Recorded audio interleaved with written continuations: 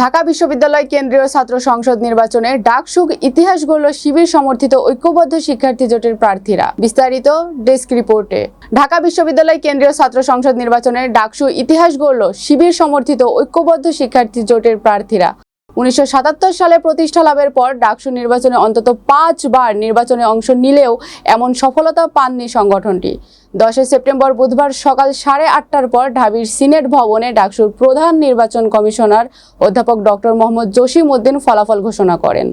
এ সময় অন্য নির্বাচন কমিশনরাও উপস্থিত ছিলেন। ঘোষিত ফলাফলে দেখা গেছে, ছাত্র শিবির সমর্থিত ঐক্যবদ্ধ শিক্ষার্থী জোটের ভিপি প্রার্থী মোহাম্মদ সাদিক কায়েম 14,042 ভোট পেয়ে বিজয়ী হয়েছেন।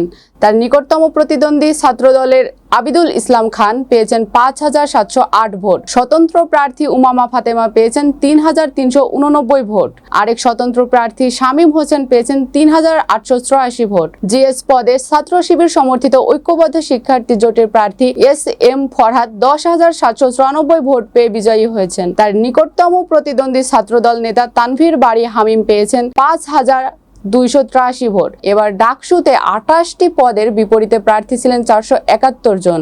আর 18টি হল সংসদে নির্বাচন হয়েছে 13টি পদে। হল সংসদের 234টি পদের বিপরীতে প্রার্থী ছিলেন 1035 জন। ডাকসুতে এবার মোট ভোটার ছিল 39,874। এর মধ্যে 5টি ছাত্রী হলে 18,959 আর 13টি ছাত্র হলে ভোটার 20,915 জন। 9 সেপ্টেম্বর সকাল 8টায় ভোট গ্রহণ শুরু হয়। ভোট গ্রহণ শেষ হয় বিকাল 4টায়।